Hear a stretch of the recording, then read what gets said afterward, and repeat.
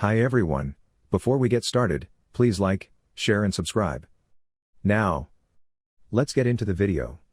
On this rideshare trip, I am dropping off a passenger at the Disneyland, Disney Downtown, rideshare lot. To enter the Disneyland rideshare lot, I must check in with the guard at the gate. The rideshare guest drop-off lot is located on the right at the end of this road. If you plan to visit Southern California Disneyland, and you plan to use rideshare for commute, you will probably be in this rideshare lot. Well, there are other rideshare drop-off lot for Disneyland guests, but as a rideshare driver, I like this lot because from my experience, it's less crowded than the other rideshare lots. We are almost at the drop-off location. It's just around the corner. I want to say thank you for watching this video.